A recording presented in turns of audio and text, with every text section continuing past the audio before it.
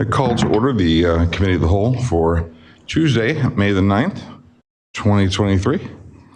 First item on the agenda is roll call. Miller, Rosado, Beck, Here. Connolly, Chanzit, Here. Silva, Here. Wolf, Barron, Lehman, Ayazi, Here. Malay, Here. Ewer, Here. Sabrone, Here. and Vogelsinger. Here. We have 8 out of 14. The quorum to conduct business. Thank you. Item number 2 is the reminder to please speak directly into the microphone. We are recording for BATV, so it's important that everyone at home can hear us. And then item number 3 is item to be removed, added, or changed. Do we have anything to be changed in the agenda? No, Okay. not tonight. Thank you. Anyone from council? Okay. Item number 4 is matters from the public. Do we have anything that anyone would like to talk about tonight that is not currently listed on tonight's agenda? Anyone online? No. All right. Moving on then to item number 5 is the consent agenda. The consent agenda reads as follows. Resolution 23-68-R, approval of a temporary construction license with Target for reconstruction of the Randall Road Sanitary Lift Station. Resolution 23-69-R, approval of a grant of easement with Target Corp for reconstruction of Randall Road Sanitary Lift Station. Ordinance 23-20, amending the comprehensive land use map for property at 216 Whipple Avenue from residential 2 to 2.5 dwelling units per acre to neighborhood commercial / mixed use. Resolution 23-21, amendment to the zoning map for 834 Main Street, 216, 221, 224, 229 Whipple Avenue. Resolution 23-65-R, authorizing an execution of a contract for the 2023 crack filling program with Denler, Inc. for the amount not to exceed $213,932.50. And Resolution 23-66-R, authorizing execution of an IDOT resolution to appropriate motor fuel taxes funds for the 2023 crack filling program. Move that we approve the consent agenda as read. Second.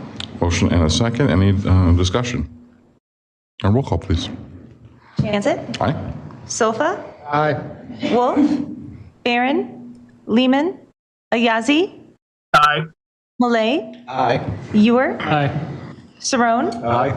Vogelsinger, Aye. Miller, Rosado, Beck, Aye. and Connolly. Motion carried 8-0.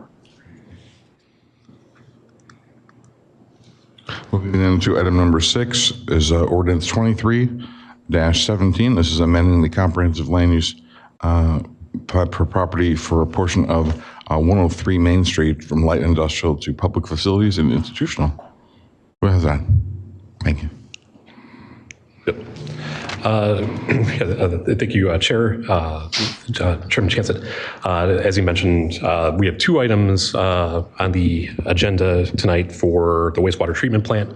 Those are both 2 ordinances. Ordinance 2317 basically would amend the comprehensive plan land use map for the property that we are purchasing as part of the wastewater treatment expansion from the property to the west. That's at 103 Main Street. The other ordinance actually takes care of 2 actions. The first being rezoning, again, that particular parcel from the existing industrial zoning to the PFI zoning district, as well as adding it to the planned development overlay district that was granted by Ordinance 1678, which was with the last phase of the wastewater treatment plant. There would also, through that Ordinance 2318, be some amendments to the existing plan development, approving basically the revised site plan for the project. That includes the new headworks building, as well as granting some additional modifications from the zoning code, also that are related to the headworks building. Those really relate to some taller screening walls that are required to conceal the area up front of the headworks building, as well as some encroachments that storage area has by going into what is otherwise a required perimeter landscape area. So those are the modifications that are included in, or the additional modifications that are included in this proposed ordinance to modify that base district. The Plan Commission did review the proposal at the April 19th Plan Commission meeting. At the meeting, the project engineer, Jerry Ruth, was available and explained the overall project with the commission. He noted the relocation of the bike path is a significant part of the project overall by creating some additional available or creating the separation necessary with this phase of the development that's necessary to separate bicycles and pedestrians from the activities going on the site. There was a thorough discussion of the proposed changes to the bike path, even though they're really not directly related to the project in terms of the detour routes. And generally, the Plan Commission did encourage the city to work with the Bicycle Commission on reviewing proposed signage in regards to the temporary detours, and then as well as the permanent signage with the ultimate route of the bike path. We did note, or staff did note with through the discussion, ultimately the city's goal is to relocate that bike path to be along the east bank of the, the west bank of the river, but the east side of the plant along the riverfront. There was also discussion about the reconstruction of the retaining wall as well as the staircase on Main Street. Both of those would be replaced. Basically, the Headworks building will act as part of the retaining wall, as well as the new staircase would have a new lighting as well, and that would be rebuilt. There was also discussion with some of the discussion from the members of the public about the relocation of the food pantry that's part of this project. Mr. Ruth did note that there would be the relocation of the food pantry to a temporary location with this project, and that they would, through construction, would schedule things in a manner to not impact them until after they have moved out of the site. So the Plan Commission did note that they felt it was essential that that relocation does occur without disruption of the mission of the food pantry. So overall, the Plan Commission was in favor of the proposed changes. They did vote for on design review, voting 6-0, approving design review contingent on these changes. And they did vote 6-0 on recommendations that are included in these two ordinances tonight. So the staff recommendation is to approve the two ordinances as presented. Anybody have any questions?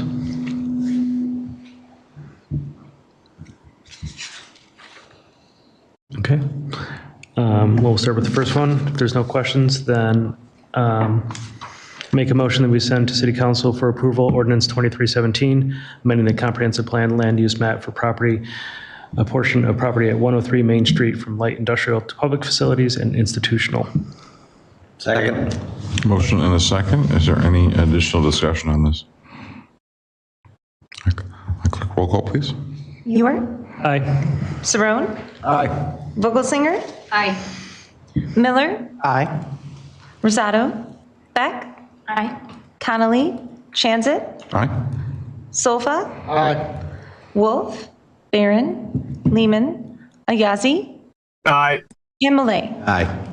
Motion carried 9-0. Do you want to go ahead and make a motion for the related one as well? Yep. So I'd like to make a motion that we send to City Council for approval Ordinance 2318, amendment to the zoning map for a PFI public facilities and institutional district and plan development overlay district with amendments to a plan development granted by Ordinance 16-78. Second. Motion and a second. Do we have any additional discussion regarding this one? Call the roll, please. Ewer. Aye. Saron. Aye. Vogelsinger. Aye. Miller. Aye. Rosado. Beck. Aye. Connolly. Chanzit. Aye. Solfa. Aye. Wolf. Barron. Lehman. Ayazi. Aye. And Malay. Aye. Motion carried 9-0.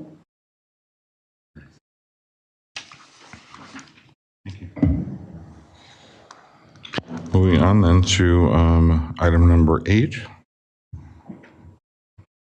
That is ordinance Recording in progress. Ordinance 23-22, that's amending Title V of the Municipal Code relating to dogs and animals in the city of Batavia. Police Department was looking at this to make some revisions. They'd worked with legal on this. This is to be able to enforce violations in the chapter of the Municipal Code. And we have Deputy with us. Thank you. So as noted in the memorandum to council, the bulk of our animal control ordinance is very old, no longer meets the public safety needs of the community.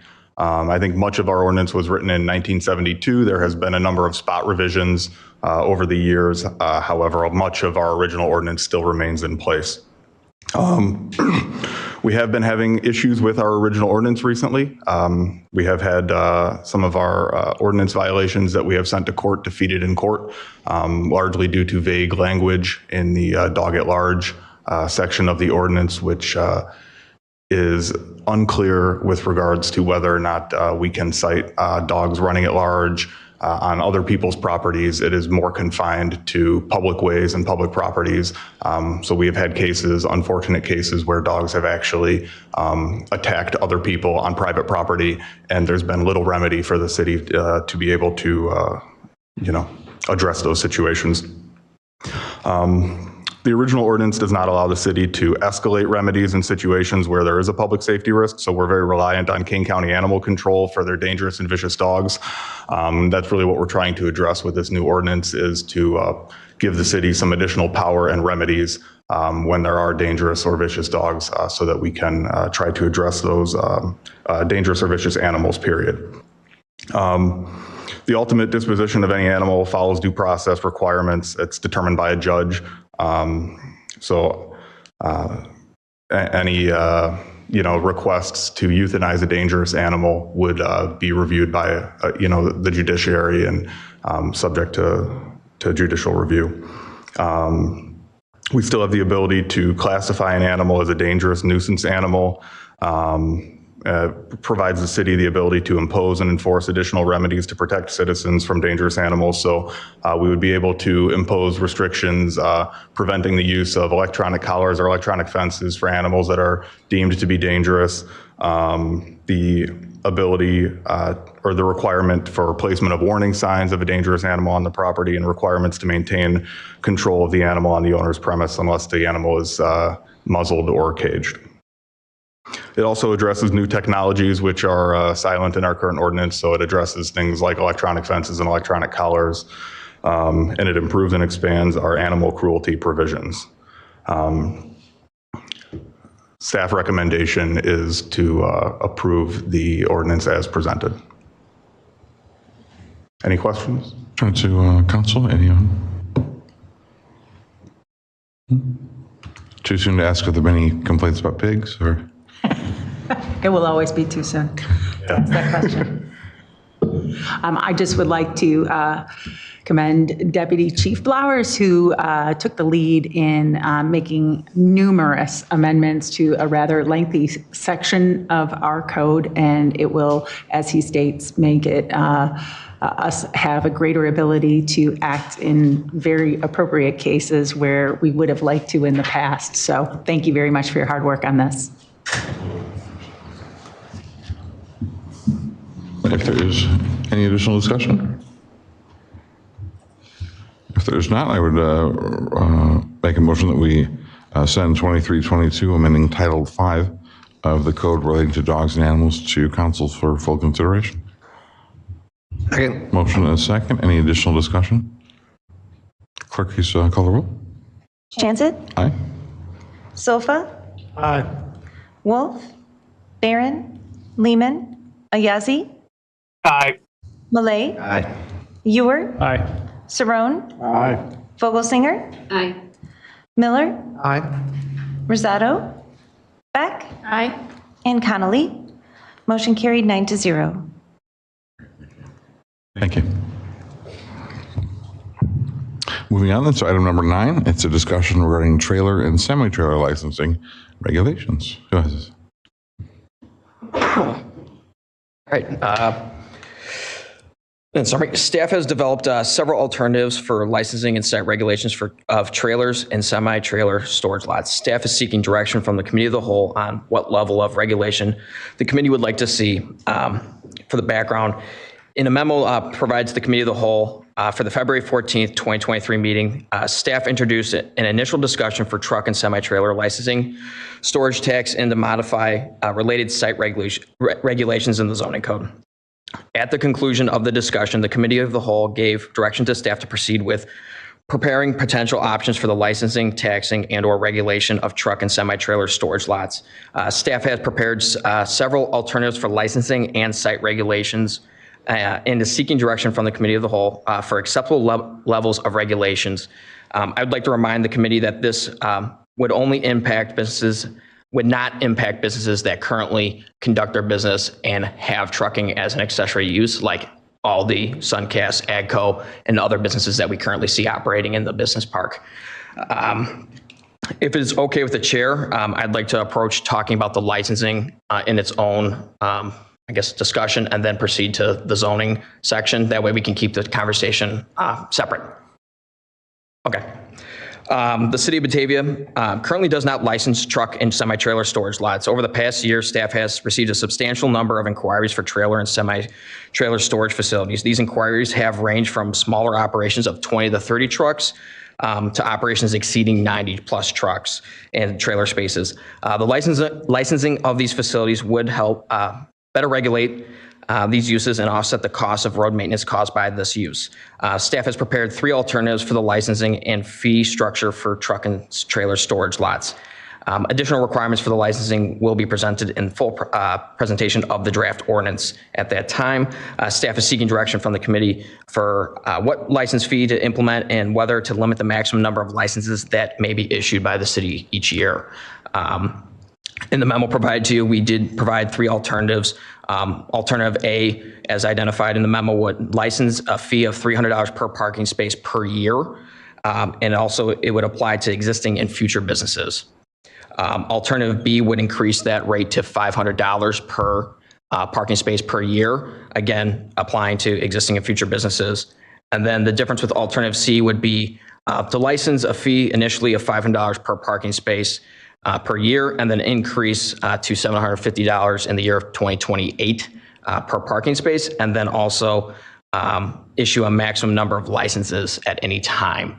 The committee can discuss this, and we can combine structures of any alternatives and any fee. So at this point, I'm looking for feedback from the members of the council.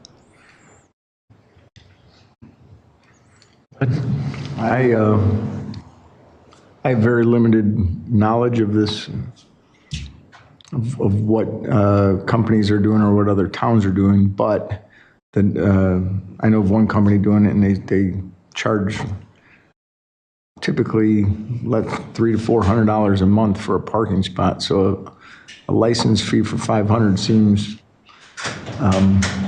pretty steep to me, is my opinion. So that's my input at this point. So you said this wouldn't apply to any businesses, future businesses that are just storing, using it as storage and not conducting business. So you'll say a competitor Aldi comes and sets up just.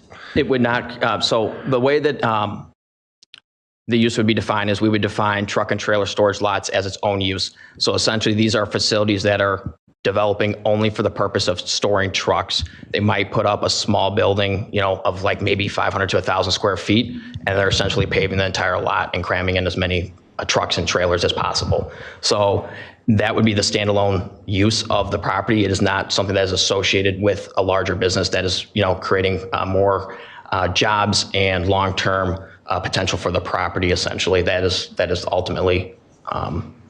What about like construction storage? That would be construction storage under the zoning code would fall under either outdoor business property storage or contractor yard. It's a different classification. Wouldn't it be impacted? And so that the point of this would be to regulate specifically to truck and semi-truck and trailer lots. These could be facilities that do rent out to independent contractors on a month-by-month basis, or they could be logistic companies where, you know, it might be one operator who has 20 drivers and, you know, 40 trailers. To answer the question about what other communities are doing, in Scott Buning's original introduction of this discussion on February 14th, he did provide information about Bartlett, who does implement this and regulate it. They actually limit the community to, I believe, 3 licenses, and they are increasing in 2026 to a $500 a month, a $500 per parking space per year rate for their facilities. The facilities there that they have are rather large, I think exceeding 100 spaces each. Currently have any businesses that fall under this? Currently, we have one business that is under construction that is operating at another location in the community. We do have roughly 2 to 3 that could potentially be defined as this, currently operating in the city that is dependent on the zoning officer's interpretation of their use and once they look further into that. And then we have one property that is a permit is ready to essentially be issued. They just have not come to get that. And then we have about 2 currently in the zoning process here in the community. And then, you know, we have 1 or 2 other properties that essentially by right currently today, if someone were to sign a lease, they could operate it as this use tomorrow. So, you know, we're looking at, you know, roughly 10 properties that are probably currently in play, with inquiries, you know, several a month about other properties that are vacant in the community. So definitely seeing an increase in demand for this type of service or facility. Yes, and you know, traditionally, as discussed, I believe in the first discussion, you know, traditionally you would see some of these closer to the city, closer to like the rail facilities and more in larger logistics center developments. Now we're seeing a lot of smaller style developments, which, you know, one could argue that isn't efficient use of the land if it's just a parking lot essentially. And we have a rather productive, you know, industrial park. And so balancing that and then balancing some of the uses on how they are impeding things in the community, and that's where we'd go into more with the site regulations. Is a major problem nationally. Yeah. Becoming bigger and bigger. And I see it getting bigger here. It's not going to slow down, right? Exactly. You know, we have these warehouses going up all over the place. And, you know, my father sold semi-trailers his whole life, and he always said, if you got it, it came on a truck. And that's, you know, that's the reality. We're getting more stuff delivered, and we're going to see more and more traffic, and that the impact it's going to have on our roads. The list is endless on the impact. So I'm fine with having implementing a fee. Did Bartlett start? Are they currently at 300 and are going to 500? Yeah, currently they started at 300. I believe they started their program in 2019 or 2020, roughly around there at 300, and they're moving up to the $500 fee. So, I mean, if that's something that a structure like that, going from the 300 to the 500, is something that the council would like to reflect like Bartlett rather than the 500 to 750, that, you know, staff wouldn't be opposed to that, I believe. Abby? I'd be in support of alternative C, starting at 500 and going to 750 and limiting the number of licenses issued at any time. And as I said before, yeah, to your point, it's not a very productive use of space in terms of tax revenue, job creation, stormwater management, wear and tear to our roads, air quality issues. There's a lot of issues that go with attracting more and more truck traffic to our town. I think about, and you didn't mention where exactly these would possibly be located, but as I think about South River Street, for example, you know, taking advantage of the riverfront someday as that gets redeveloped, and then potentially also having truck storage right there. Because I think of it as a ripple effect. What goes around it, what is going to want to go around it into the future as well, is something to take into consideration as we have precious little space left to develop and making the best possible use out of it. I would agree. The limiting is definitely, we know what that limit is, I'm not sure, but having a limit. I have a couple questions. Where, I don't know if you can tell us, and I don't remember if you told us last time, where are the the companies that are proposing these lots, do they have locations picked out? I feel like I remember South River Street coming up as a possibility, but. Yeah, so generally speaking from what we've been getting inquiries about, I guess, South River, we have gotten inquiries on properties located on South River. We have gotten inquiries for properties located within the Fox Valley Business Park, where Bond Drive is. So we've had some inquiries on the vacant properties in that area.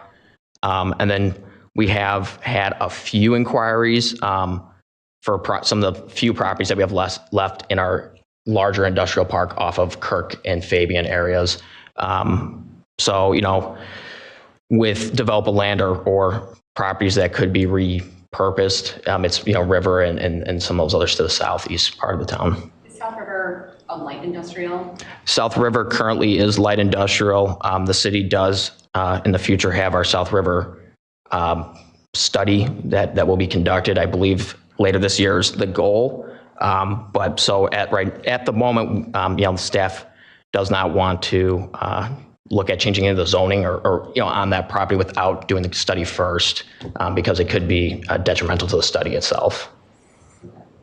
Last major revision, we had some heavy industrial that we flipped over to light, if I can recall. There's some patches there. Historically, there was a heavier industrial presence. Any unintended consequences from any of the revisions tonight? Anything we should be thinking about? The only reason I say this is I know that logistics and moving things is an important thing. I ordered something online today. I'm part of the problem because I'm ordering things online. I'm going into business doing online stuff. So we got to put these things somewhere. I think based on the use of the business model of these users, typically they're over the road truckers. So, they might employ, 20, 30 employees, but they're not spending or staying, spending money locally. They're not staying locally. They're essentially coming and only picking up trailers or swapping trucks, and they might be driving, out the next day or right away. So the difference between that or your more local last mile deliveries might be, it's a lot different than our logistic companies that we have today. So if it's someone that is working at a logistics hub here in the community, there's a lot more things that they would be doing at like Aldi, Suncast, Agco with their deliveries and deployment, more local based in theory. Okay. So, I just want to make sure that we weren't accidentally causing us something. Yeah, staff's proposal of the limitations on licenses, I think that it would be appropriate to, as far as people are meeting the requirements of the license, to issue a license to all the existing users, not to try to push any users out, but, issue a level that what can comply with the code within a reasonable time. I would just add, those are great concerns, and I agree. I'm more interested in controlling the zoning versus just raising fees to make a bigger hurdle. I'd rather control it. Yeah, and with the proposal of the licensing would assist in enforcement of the zoning code as well, because if someone's found to be not in compliance of either, that would allow us to revoke the license essentially, and that would allow them not to operate said business until that's either resolved here by the city council, or we'd have to go through a revocation of other things or take them to adjudication. So it's just another mechanism that we could encourage enforcement and compliance. And kind of for those uses that want to exist in our community and that, are here, kind of get them to a level of compliance and a community partner kind of essentially. So. Go ahead, Keenan. Originally I was not in favor of any of the storages. I've seen them up and down 64. They do not look very appealing whatsoever. But I would be in support of alternate C, just for the simple fact that it would probably deter the smaller lots throughout the town and keep them more on the industrial side, because that's where they kind of want to be anyways, along Kirk Road and Fabian, instead of South River, where there will probably be more development. And like Abby said, what will go around them will determine what our riverfront will end up looking like. But also, it's more light industrial, be less wear and tear on our roads. I am interested in getting into the zoning alternatives here in a minute, but the higher the fee, I think, would be better served for larger lots along Kirk Road because that's where all the deliveries and things come. And then the last miles would be the electric trucks and natural gas or vans and things like that, like Amazon and other people have. So I'd be looking for. Yeah, I'm more in line with Abby and Keenan on that too. I'd rather discourage it if we can. Obviously, zoning is going to be part of that, but if somebody wants to do it and they want to pay a bunch of money for it and it helps us with the maintenance of our roads, then that's a win. So in general, is there consensus around option C? Unless you want to charge more per spot, then I'm also in favor of that. Sounds good. Revisit it later on, too, if you said. Yeah. That's the only direction that we need then. On the licensing, regulations? Yeah, thank you, everybody, for your feedback. And then we'll move on to the zoning alternatives. So again, the city of Batavia currently does not regulate truck and trailer storage lots as its own use under the zoning code. This use has traditionally been defined as outdoor business property storage, which was intended for the storage of goods associated with the business and vehicles, meaning light vehicles, essentially. Due to the level of inquiries and concerns raised during the review process of truck and trailer facilities, staff believes additional regulations are necessary. Staff has again prepared 3 alternatives for the commission, for the committee to consider. The committee of the whole also provided direction that included parts proposed from several of these alternatives. Staff will develop standards based upon the feedback from the committee of the whole and will work with the Plan Commission through the public hearing process to further refine the proposed standards. Again, with this, we're looking, it can be in part or it can be collectively as a whole, what level.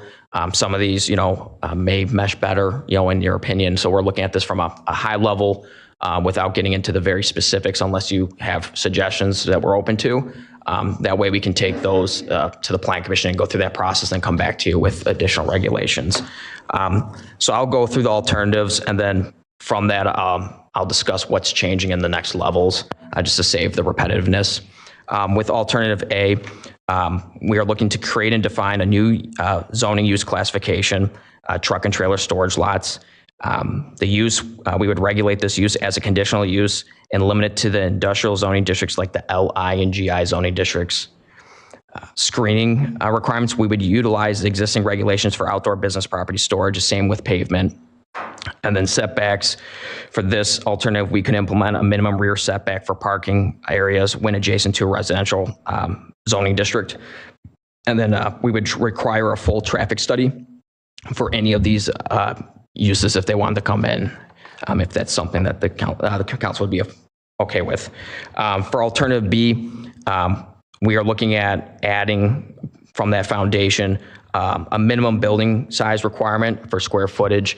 This is something that would encourage future repurposing and reuse of the property itself. So if the truck and trailer facility were no longer to exist, it would allow for another user to come in and possibly use it for something more productive or another business to utilize it other than a parking lot. We can implement a distance buffer that would be from the residential zoning districts. And then screening, we could increase the required fence height. For example, in the LI, the minimum requirement for fence height is 6 foot. We could increase that to the maximum in that zoning district, which is 8 feet. And then additional landscape requirements, we would require an enhanced level of landscaping on the exterior perimeter of the required fencing to provide more screening elements from the neighboring properties, industrial, commercial, or residential. And then looking at alternative C, the building requirement, we could require a building of a minimum square footage size, not just the building itself, but taking a minimum building size and then a minimum garage and storage internal space as well, creating a more productive building. That's something we could explore. And then again, enhanced landscaping. This would become required landscaping for areas within the with a line of sight from the public right of way. That's something that you can see from berming, or additional screening, something that you see on 38 near the airport with some of those logistics facilities. And then require landscape islands in the parking areas to reduce the level of continuous pavement. Currently, For these outdoor storage facilities, we do not require parking islands to be placed, which is required for every 10 parking spaces typically. If it was a normal surface parking lot, this would help with urban heat islands and, increase the level of aesthetics for the property itself as well as some stormwater management, best managed practices that could go there. So generally, we're seeking some feedback on these alternatives, what level of changes to the zoning code that the council would like to see. It's open to discussion now. Eric, is there currently hours of operation in our general industrial district? I apologize, I missed that on my last one. Currently in the general industrial district, I do not believe we have hours of operation.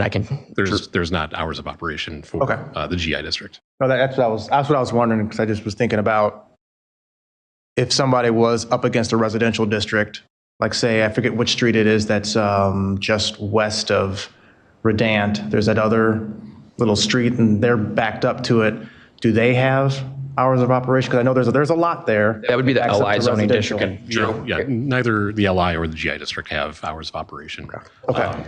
Right now, because of that, the only time we would be able to do that is if it's a conditional use, which, there are some industrial uses that have that, but nothing along that area has an hour of operation limitation as far as I'm aware.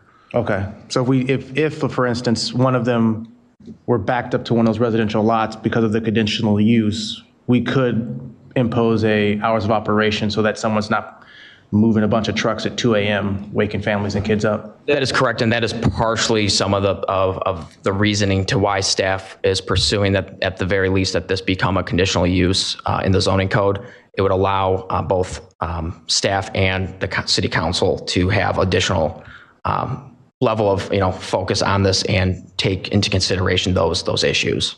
Gotcha. In terms of noise, we do have the noise regulation from industrial to residential, but again, hours of operation would be able to, there's a certain minimum level allowed. Hours of operation obviously would allow us to say you can't operate under certain times too. Thank you. Anybody else?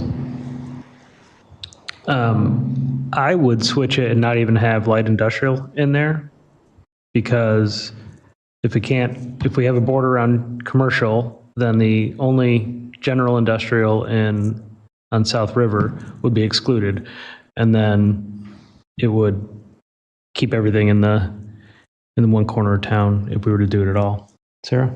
I fully support that. That's exactly what I was going to say too. Just to remove the light industrial and don't even have that as an option would be. Okay. I just want to note, if we remove the light industrial from that, there is properties closer to Kirk Road that still fall under the LI zoning district in the existing industrial park that potentially could be utilized for this use. If you were to implement a distance buffer from residential, that could be a mechanism as well that would discourage any properties from being in the general vicinity. But if the council wants to exclude the LI, staff will explore that option. But a space currently categorized as LI apply for a conditional use? That would be considered a use variance. And so if we changed the zoning code and didn't allow it in the LI, that would be considered what is a use variance, and the zoning code prohibits that currently. So they would be restricted explicitly to the GI, or they'd have to come in to amend the zoning code to allow that. So that would be the implication of limiting it to one zoning district. Apply for a variance? That would be considered a use variance, and so that would not be permitted because the zoning code explicitly prohibits use variances. The only mechanism to operate a business that's not listed in the zoning code for a district is to amend the zoning code itself. As a planning and zoning officer, Drew Racco can add to that if I missed anything with use variances. Yeah, I mean, generally it's good practice not to allow use variances, just because then you're kind of creating a different rule set for specific properties beyond just a setback or something of that sort. So one of the benefits of, if you do a buffer from residential, we could establish a certain minimum number. We could review, whether that's 500 feet, 750, or what have you, and with the Plan Commission, and kind of see what level of distance provides at least a reasonable buffer from those uses. Otherwise, the other option would, like as you discussed, would be to limit it to just the GI district. Is still certainly an option that the Plan Commission and Council can take as well. Zach, were you speaking of like the light industrial that's like on Kirk? Yeah, so to the west of, there is some light industrial zoning just to the west of Kirk. And that potentially could, that those properties, could potentially be utilized for that. And arguably, they're farther away from residential. So I just wanted to make the council aware that, there are some properties in the LI zoning district where it potentially could be appropriate. And, again, through the conditional use process or, other mechanisms of the zoning code, we could separate it from residential. I mean, I guess for me, the protection is make it 1,000 feet and then that wipes out those anyway. Because I just cannot imagine. I mean, it's bad enough living on a busy road and hearing trucks in the middle of the night at times. I cannot imagine wanting to live within 1,000 feet of it. I mean, we talk. What do we do on construction? So when we just did the Chick-fil-A thing, what's that construction limit for the timing? So that's the difference, and Jeff can speak to that, but there's time limits on construction. Yeah, that's 1,000 feet as well. 1,000 feet. So there you go. Right. So you're looking at 1,000 feet for the noise from construction traffic, 1,000 feet for the noise from truck traffic. I'd like to see where that draws it out, but it seems to me that would eliminate almost all of the light industrial. And, staff, when we come back, can provide visuals on any buffer as well. Our GIS analyst can produce those for us. So we can provide maybe a level of certain distances for you if that's an option, if you want us to pursue. Yeah. Does everybody agree we want a buffer? I mean, obviously we wouldn't want it right next to somebody's house. So I would like to see what that drawing looks like, 500, 750, 1,000. Okay. If you could add on there, if there's any existing companies doing it, if this would mean we're putting them out of business. So an existing business would have non-conforming rights, so they would be allowed to operate there. Any future user would, if they were to sell or cease operation, there is a time frame where they would lose their right to operate, but they could transition that property into something else in the industrial park. So an existing user that would fall within a buffer would still have non-conforming rights as long as that they're complying with the licensing. Comments or questions? Seems like some combination of B and C then, based on the comments everybody's made. I do like the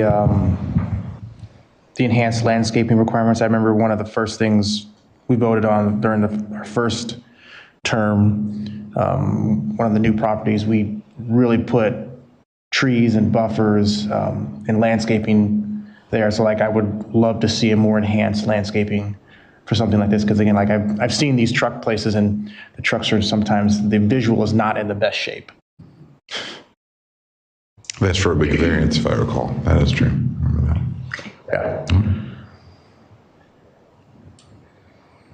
You have everything you need? Yeah. I'd like to thank everybody for their feedback.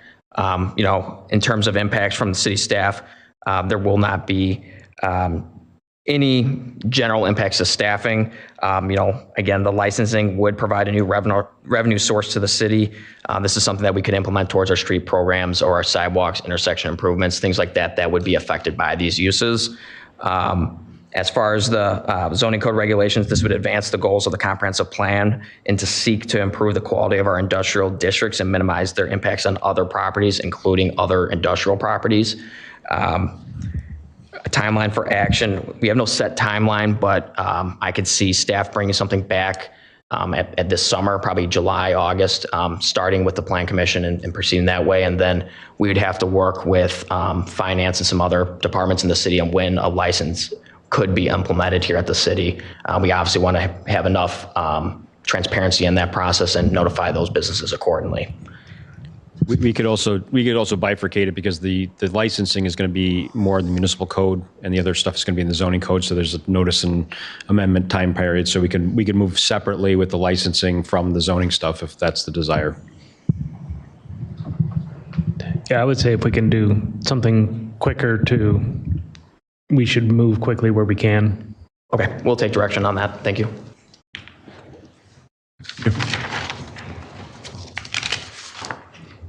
Moving on to item number 10, it's discussion regarding the North River Street one-way conversion project. The status update from Gary.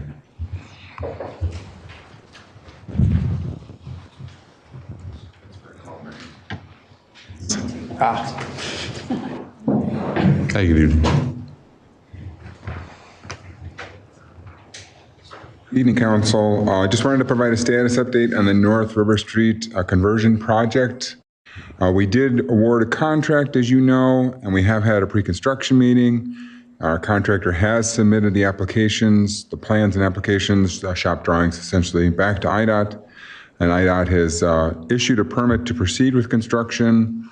And there's still some shop drawings that are being reviewed by IDOT at this time.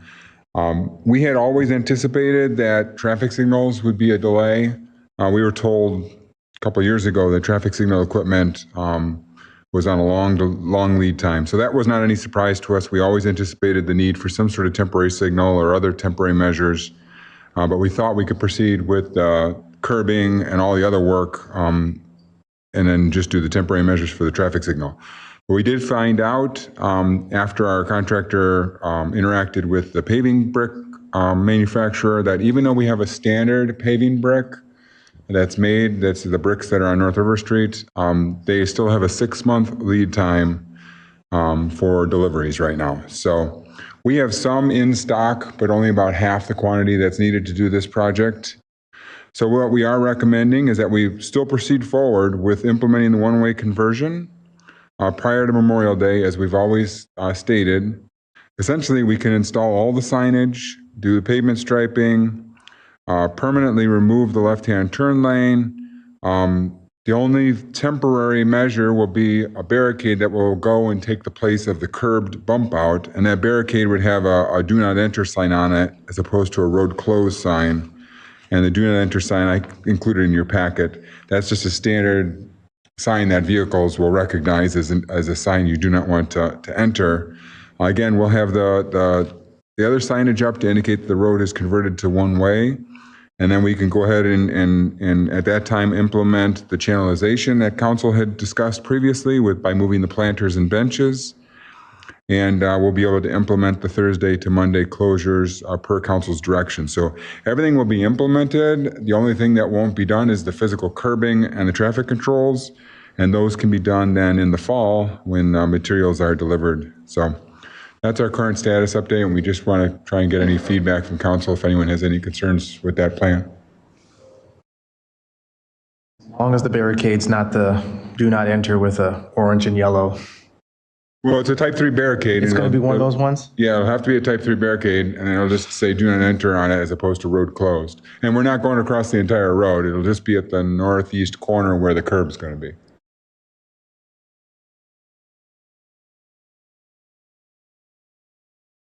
I have a question. Oh.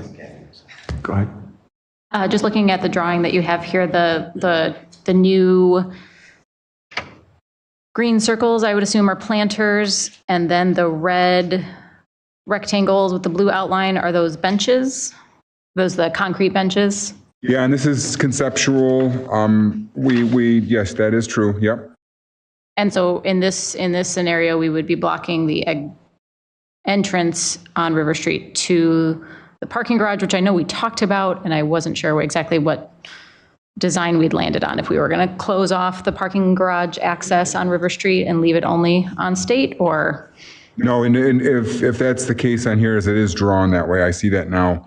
The intention is to leave the opening on North River Street. There's no reason why that opening can't be kept. The benches and planters that are shown on here are more to show council what it's going to be like to channelize than it is the exact location of every bench or planter. We're going to have to lay that out in the field and then do a regular as-built drawing. But this just goes to show you what it will essentially look like by having the planters the planters and the benches moved over to channelize traffic. That was the intention of this drawing.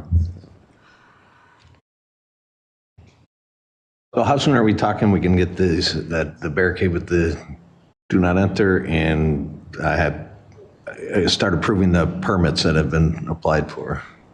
Again, our goal has always been from the beginning to have the one-way implemented by Memorial Day. So that's still our goal. And as soon as we get this implemented, we can start, per council's direction, we can start doing the Thursday to Monday closures. When it's Memorial Day or prior to that? I needed direction from council to decide what our next steps are. So once we have direction, it is now middle of May. So sometime in the next 2 weeks, which brings us to the end of May, the work will be completed.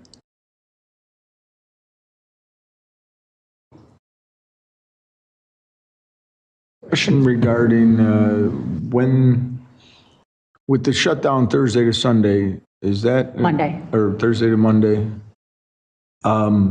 Is it open, bring your chairs, order from restaurants, you're drinking, eating, wherever you want, right? It's not like you have to. We're closing the road. I don't know what the restaurants have planned for that time. So yeah. The road's closed, it's like a door or whatever. Because we're not requiring planning or programming per se. When they told us what their programming and planning was, then we had a purpose per se. So we know that there's a thing. We have to be there Monday morning to make sure there's no food left over or whatever, so we can do some policing. I hope the restaurants are be clean. That was my only concern, was to make sure that they're policing that part.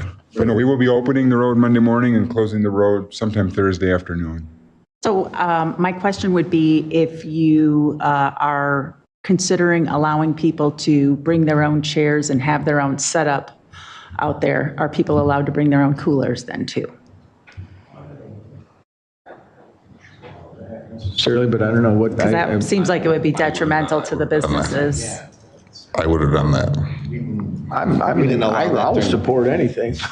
It was happening toward the ends for the larger gatherings of whether it was the trivia or other large gatherings. There was the people were bringing their own, but there isn't any real mechanism for us to be policing that unless we don't have the staff to assign a detail to that over the weekend.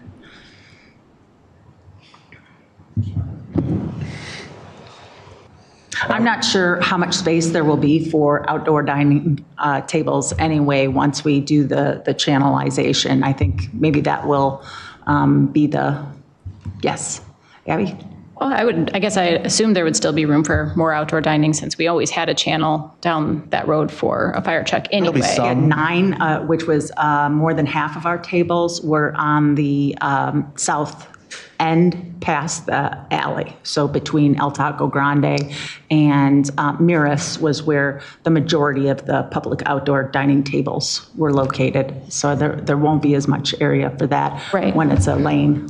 And then in terms of tables, I know I had seen in an email, I think, about how we have all these tables. We're not necessarily planning on using them all this year, as you just mentioned, but maybe offering them as a purchase or a rental for those businesses that do want to expand their footprint there. Is that something people are taking us up on? Not for the River Street businesses, but a business on Wilson Street did approach us, and we are selling them some of those tables, which is good. I'd love to see those reused. There'll be a little bit of a reduction of outdoor because now the insides are opened up. Right. So I think there'll still be outdoor dining, and it should work the same way it did before, where we weren't really necessarily having a DORA, because like you said, we don't have the implementation to police that and monitor that, or the staff. So it's got to be a collaboration between us and the businesses to help make this work. Right. Ideally, the businesses themselves would take responsibility for an area, just as we have done in the past, so that they define what their outdoor service area is, and then, take responsibility for maintaining that area. And I think that's also one of the comments I have about the long blocks of benches, and I get that it's just a doodle, Gary, so I'm not holding you to it at all, but, being mindful of leaving some space there for that footprint of tables and not having big solid lines of concrete, just in case, that edge could be created with other business furniture and not just our furniture.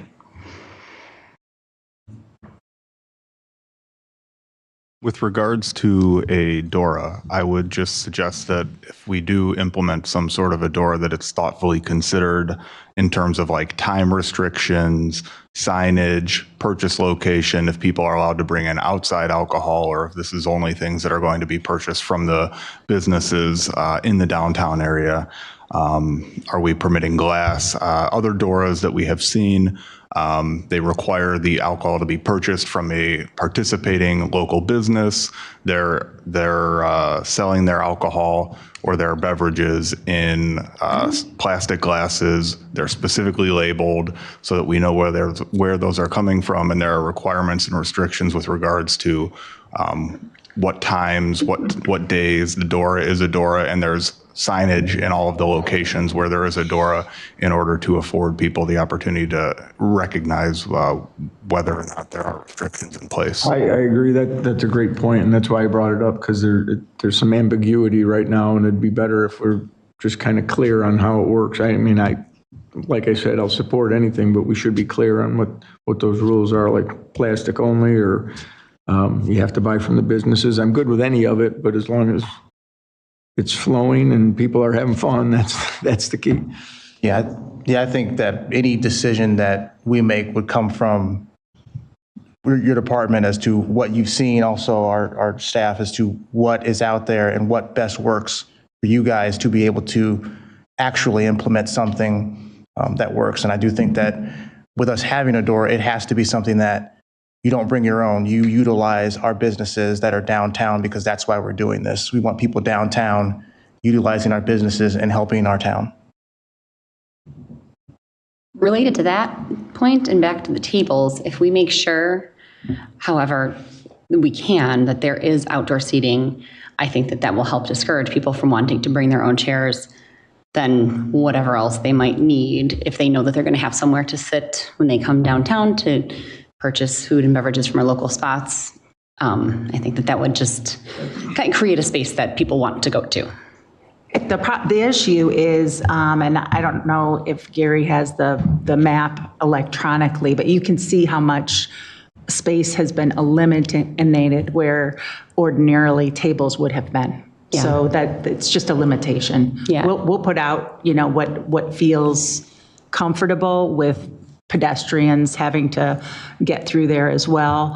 And as we've said, probably where the furniture goes the first time is not where it's going to be permanently. We expect that we're going to have to make some adjustments. So, and we'll invite feedback on how it looks and try to make it the best possible work for everyone that it can. Part of the advantage of implementing the one-way this summer without the curb and traffic signals is to be able to work through those issues. If we have too many planters, Citizen Stark always wanted one. So. Alderman Millay, back to your question. I apologize for not answering it clearly or more clearly. Our first step in the process is getting our contractor in there to do the pavement striping and the signage. So once council gives direction, which I assume will be coming tonight, literally tomorrow, we can notify the contractor that he can proceed. Once he gets the signage and then officially turns it into a one-way, then we can move everything, and then it'll be open for one-way traffic. But he's the first one that has to do work Makes first. sense. Yeah. We have consensus that we should give direction. Yeah, you can give direction. Doing this. You've got direction.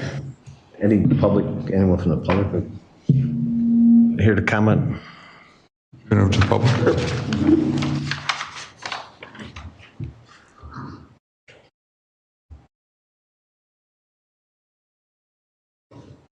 Wondering if it'd be possible to put this one-way experiment off till the fall and close River Street now. December it was decided it was going to be closed, but now it's still open. Someone's already been hit by a car on River Street.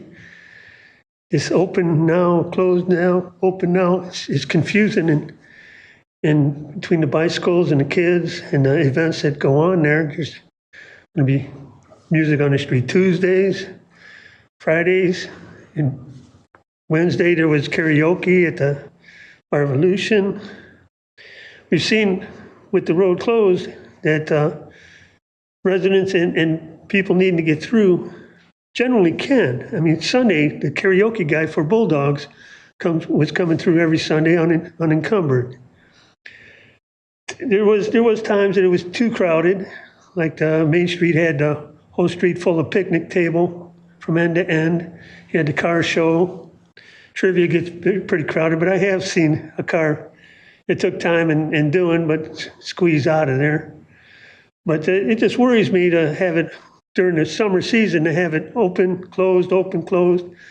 I mean, I'm glad you got the one way and the control of it to be able to close it at any time. And I'd hope you'd consider closing it for the summer again. Can you please give your name for the record? I'm Don Blatt. Thanks. Resident on Washington and 4th Ward. Thank you. There was a petition, over 2,500 signatures I've heard no mention of, to close it. I hope you all got the email. By the looks I'm getting, I don't think so. I don't know. But if you look into that, there is a petition that has been signed and sent to you to close it. It's just been such a wonderful 3 years when it closed. They couldn't imagine how much usage they got out of it, putting it together.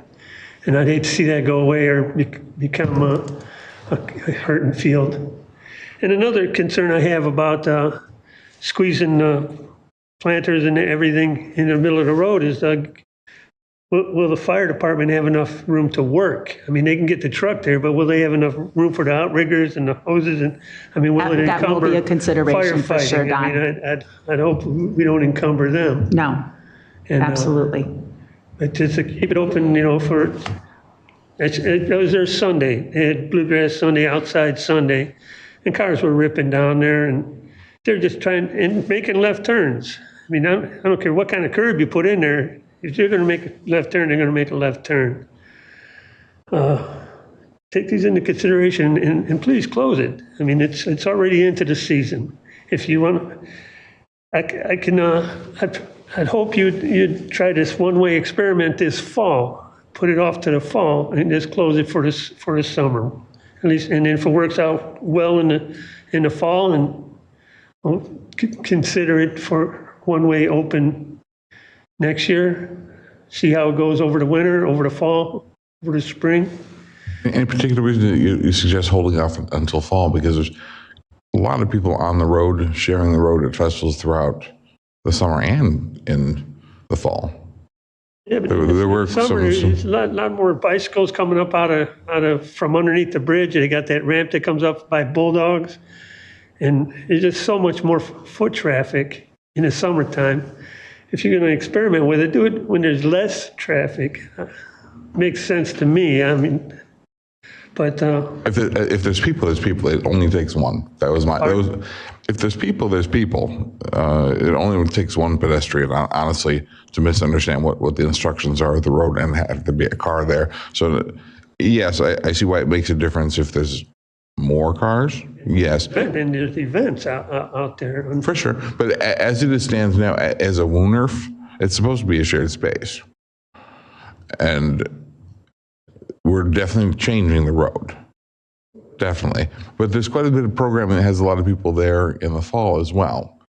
So we're trying to find where that place is, where the happy medium is, or how you implement this and ensure safety for the people. It's so successful the past 3 years. Agreed. I don't understand why you'd open up the traffic. I know that was the original intent, the shared road, but right. That's the planters. I was joking about the one, Alderman Stark, who used to sit next to me. She complained how large they were. initially, and then we talked about this. The reason the planter is so outrageously large is I don't want to get my car anywhere near that thing. The sight of it is traffic calming. Yeah, yeah, we yet to see. And you're going to do what you're going to do. It doesn't matter what we think. But that's my opinion, and I thank for your time. Any other questions? I'd like to just add to it. I appreciate you coming forward, and I agree, and I would support closing it, but we have been successful with that road because we've tried different things and pivoted at times, and we are trying to meet in the middle. There are businesses on that street that don't want it closed all the time, so we're trying to appease everybody. There were a lot of complaints that to keep it closed, we needed those ugly barricades up front, so that's why we made it one way, so now we have control. So we're trying, we're still moving, and this is a dance we'll do probably for years, so. But I understand. Yeah, and then you brought up the fire department and things like that, so we're trying to balance a lot of things, and it's never off the table, just know that. Another thing I thought about is the deliveries to the businesses there. If you squeeze it down to one lane and it's open, they can't stop in front of the businesses to deliver because they'll be blocking traffic. Or has that been considered? Well, if it was closed, they couldn't even get down there. If it was closed, well, they have been getting down. Excuse me, that's what we're trying to balance. They have been getting down there because that's a movable barricade at the north end. I've worked there too, so I was able to park there while it was closed without encumbering traffic. And the deliveries were going off no problem. But with it open and only one lane, they'd be blocking traffic. Agreed. And as Alderman Stone does mention, this is a dance. Our steps to make this a one-way gives us the most control. I truly does. My congratulations to you for being able to get it the one-way status to where you have more control, because of what I understand, it was a real problem trying to get it closed off every year. Well, now you can close it any time. Now we just have to ask ourselves as opposed to asking the state of Illinois. Yeah.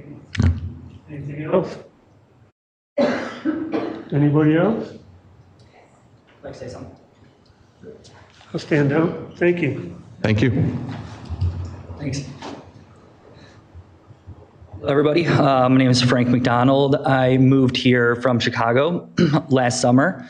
When I moved to Batavia, we were considering Geneva. When we moved to Batavia, one of the main draws was River Street, having the ability to build a community, spend time outdoors. 7 months out of the year, that street is desolate.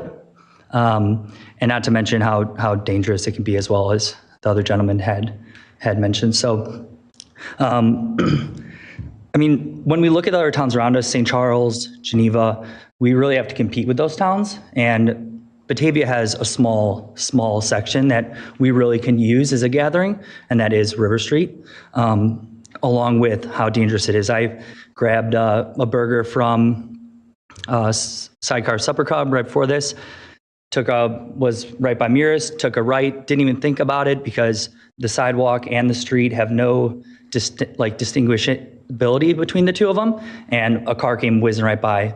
I could have gotten hit. Same when I was leaving Sidecar. I didn't even think until I had stepped in the street to look both ways, because it's very unclear about what is the street and what's the sidewalk. There's been a lot of studies done that I've quickly searched around increased tax revenue for street closures and businesses to operate outdoors. There's been studies that have shown about a 63% increase in tax revenue. So I hope you guys do consider that this is an important part of the community. It's a small section that we actually have together, and I hope you guys all kind of do the right thing to allow those businesses to expand the area they have to serve customers. Any questions? By the way, I never thought I'd speak at a town hall meeting, so this is first. First time caller, long time listener. Yeah. Would you suggest ultimately, if this is a dance, truly to limit traffic to no cars? I understand where you're coming from. I think the only reason I ask that is there are some businesses that put capital, their own money up to build businesses intending on there being a vehicle to deliver their customers and whatnot. Yeah, I mean, thinking about it, there's probably one business on that road that would really have an issue with it. At the moment, yes. Yeah.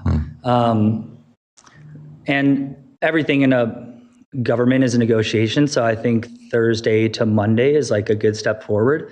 But my wife and I are going to have kids soon, and kids, I'm sure, are running through that street all the time. So what days is it open? What days is it closed? I agree. I think overall it doesn't look like a street. It looks like a sidewalk. And that's the most dangerous part about it. And it's only in that section how it is right now. The intent is over time, it's supposed to creep north. It's supposed to be longer, and businesses will start to flip to this Wooners concept. So is this just one section closed off at the end? Or do we close the whole thing? If it continues to creep north, could you imagine it going all the way up to, halfway up? Latham? I don't know. Yeah. Do we close the whole thing there? Do we keep one way there? These are all the things we have to think about during. Yeah. I mean, I think you cross those bridges when you come. If the businesses come and they build buildings and open up, then that's another discussion at that point. But today, this is a pretty important area for people to be able to get outside and enjoy the community. I would say to you, I moved here 8 years ago, and I kind of have the same thought as my city planning and engineering mind was thinking, like a lot of our side streets, and we've talked about this as some of these other streets as we develop downtown, turn into these shared spaces. So hopefully the goal is in the future, and we're trying to think about what we want this place to look like 50 years from now. We want more of these spaces so that maybe that entire section is shut down, and maybe another section over here, another section over here off of Water Street, so we have multiple shared spaces. So as we do this dance and it becomes more fluid, this is what we're trying to build towards and start with a base. Yeah, no, I love that, and I'm glad you guys are open to it. My biggest concern was that the city wasn't going to consider it. So as long as you guys are at least having this conversation, that's the reason why I showed up here, to let you all know that's important to the people who live in this town.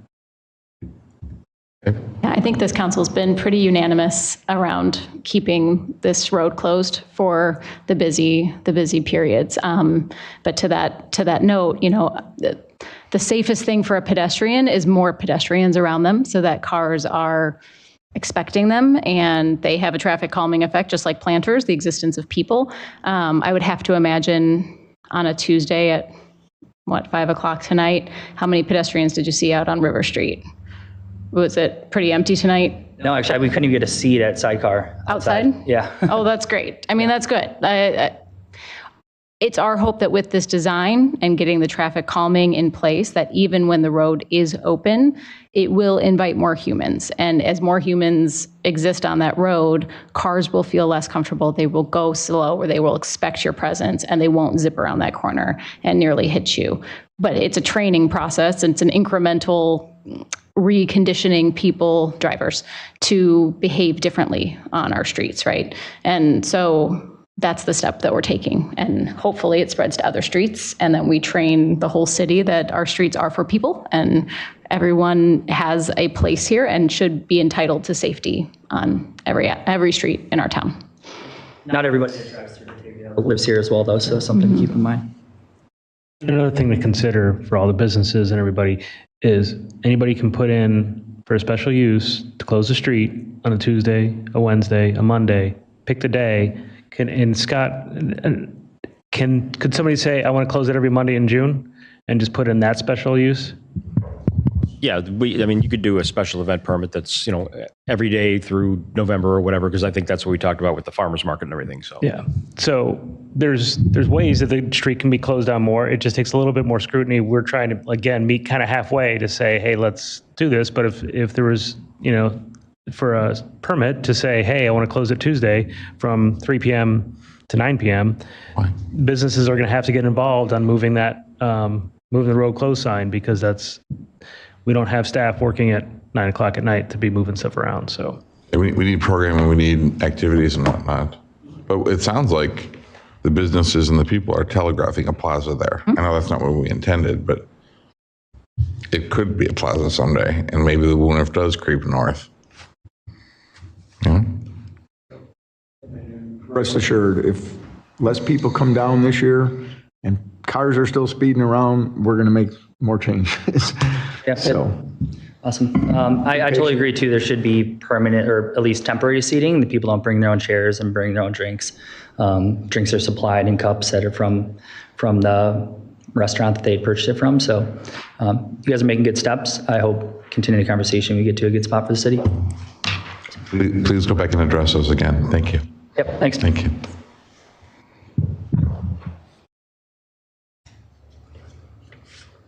Good evening. Hi, if you can hear me. I'm Kristen Winter. I'm a First Ward resident. I just moved here in August, but my husband is a born Batavian, so we moved back from Wheaton, which was a city right next to Glen Ellen, also had a seasonal full closed street for pedestrians. They closed out Hale Street, which was also one way the rest of the year. I don't know that I got a lot of clarification on why it's only part of the week. You said people could submit for special permits, but what's the benefit to that? It seems like additional work for the businesses to do that. There were a few businesses that came to speak to us that did not want the street closed down because it was detrimental to their income and to their business design. Okay, and so we wanted to consider, we want this to be a thriving area, but we also want to consider all the different types of businesses. So that was the reason for the different days. Okay. And I think as currently, last time I checked the hours, there isn't anybody open for lunch on that street. And at 10 o'clock, noon on most weekdays, it's unfortunately a ghost town at this point, and we want that to change. But having it closed to traffic, believe me, I'll be the first one to kick cars off of any road that you ask me to. It didn't make sense to have it closed for those businesses that are having drop-offs for hair appointments or other retail uses. Okay, great. There's also residents who live there too. Also residents. So Pardon? there's also residents who live there. Yeah. So they need access to where they actually live. Definitely. That makes sense. Thank you all. And it sounds like you all are putting actions into place to help protect pedestrians while it is closed. I do have a 5-year-old. One of the reasons why we moved to Batavia is because of River Street. It was something that we were really excited about coming back each year. He rides his scooter down that road. Friends rollerblade down that road when it was closed. You think that these measures will keep children safe, that cars will not be able to access that area when it's closed and potentially cause an accident, because that's a concern for us. With the physical barricade, yeah. Okay, and that's something that will be moved, you said, during The same days one that was it's there open? last year on that south end, or Okay, the great. north end, yeah. Okay, Right, great. and just to make clear that there are still people who will, even when the road is closed, because they live there, they do have the right to drive into the closed area because their parking spaces are off of alleyways that are only accessible from that road there. I do remember some people coming in and out last year, but it was pretty minimal. And then you all were mentioning the cups. I think someone over here mentioned. We were discussing Adora and that there would be, maybe some type of special cup that you could see where the business was that the cup came from. Adora is a designated outdoor refreshment area, so that's where we would allow public consumption wandering the streets. Is that an additional cost in the businesses? I know last year we would be served our alcohol, if it was in a can, not a draft, it would be in a can and then you pour it into that glass, but it wasn't specific to the restaurant. Is that an unnecessary additional cost to them to have to pay for a cup that has their label on it as opposed to just using a plastic beverage cup? It's so that we can prevent outside alcohol from being served in that area. So if you are drinking from a cup that you received from the business, then we would know that it's been purchased from there, versus if it's just a red Solo cup and a can that could have come from any place. Okay. And I don't think we're considering Adora right now. Or I think we're considering the same regulations that we had last year for this street. So all the same beverage rules would apply and all the same expectations would apply. That would be if we were going to allow it to extend over the bridge and into Peg Bond, then you would want that extra layer of easy identification of where did you get that drink? What's the other event? And I'm sorry, I can't remember, but there's the pie and there's the Oh, cups block that party. you can, Mhm. yeah, that you can get, and then that way you can move around. But that's a specific event. That's not every day. Okay, it was really mostly the why and then the protection of pedestrians that I just really wanted to cover, because that's an important piece. If cars are going to be going through some days and not other days, just that piece as a parent is pretty critical to a lot of people. Thank you all. Before you leave, what was the street in Glen Ellen that you said they closed down? Glen Ellen was Main. Hale? Wheaton was Hale. Yeah. Thank you. Yeah. Anything else? Sorry. Any other questions for me from what I said? Okay. Thank you. Good evening. Hello. Hi there, my name is Valerie McDonald. You heard my husband speak a few minutes ago. I just wanted to share my voice as well. I think as many thoughts on this topic are important. So we are excited to be here. We moved here last June from the city. So I just wanted to add, I think, the River Street closure, that was a really strong reason that we decided to move to this community. Again, the Tri-Rivers, I think Geneva, St. Charles, and Batavia all have these really unique community aspects. We enjoyed going to St. Charles. We enjoyed going to Geneva. We enjoyed bringing friends to Batavia last year. We have friends who live in Geneva and St. Charles and other communities around here, and we would bring them on weeknights, not just on the weekends to the farmers markets, but we would show up on a Tuesday night because we knew that there was activities on that street and it was closed. My husband and I live down 31, so we have access to the trail, so we'd ride our bikes. We didn't even have to check and see if something particular, like there was an event going on. We always knew that there was something going on, especially if it was a nice evening. And that is, honestly, I don't think we even knew that street was ever open because, it was COVID, whenever all this happened, we assumed that street was closed all the time. So when we first heard that it was going to reopen, we were very shocked, enough that we turned out to our first town hall meeting. But I'm happy to be here, but I just want to kind of share that perspective. It sounds like most of you heard that there was this petition going around to keep this street open year round. I don't think I was aware that there were some potential limitations on what could be closed or open, but if you're not aware, 2,500 people signed the petition, very unanimously shocked that it was even considered to being closed again. So maybe take a look at that if you haven't. Same thing on a lot of the social media sites. I'm sure people's lives are busy and they can't turn up like we did tonight, but I will assure you that people would be very disappointed for it to be closed. And furthermore, I do think that it's going to be disappointing, the idea that it won't be open every weeknight, because this was Monday, Tuesday, Wednesday, Thursday. It'll be wonderful from Thursday to Sunday, but this was a weekly event. We would know that there was a lot going on downtown and we enjoyed turning up to it. So any questions? It sounds like I asked a lot of questions already, but thank you.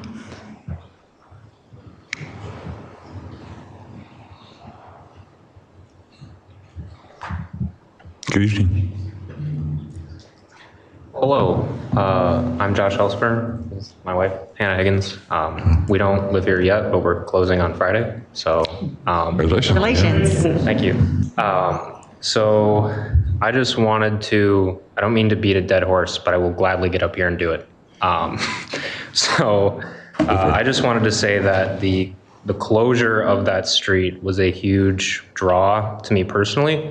I think that it really helps give a warm sense of community that you don't see that often. There's always cars moving by, there's always some distraction, but just being able to just focus on people and the town, it's a really nice space that Batavia has, and I think that we should work to retain that.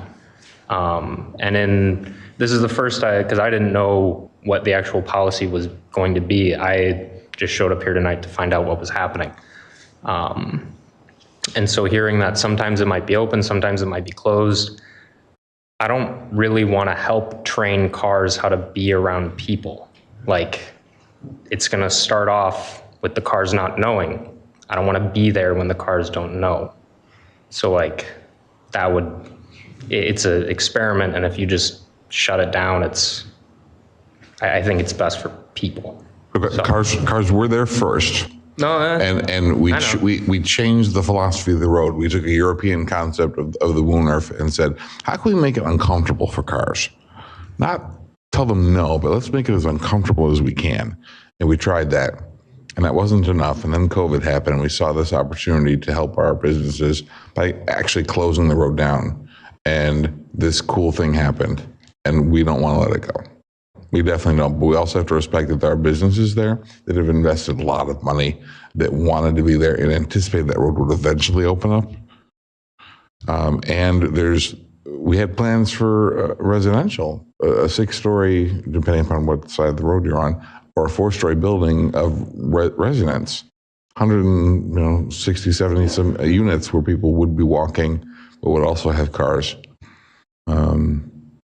What do we tell them, or what do we tell the people that currently live there? So you see that this is difficult to decide. people walk all the time in Chicago. I don't really They see do. the problem. And in Chicago, I'll walk 6 blocks for a burger.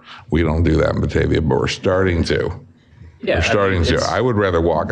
I'm on your side. I am. The average Batavian won't walk those 6 blocks to go to Twisted Spoke. They No, won't but do I mean, it. we're talking about 1 block, and we're talking about 2,500 people that all signed something saying that's what they want. So For sure. I agree. yeah, that's all. Thank you. Thank you.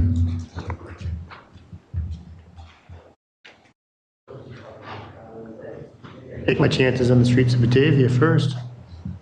Tell you the truth. The last time I walked 6 blocks, it was for a show at the Music Box. Could not find parking anywhere. Yeah. Totally worth it.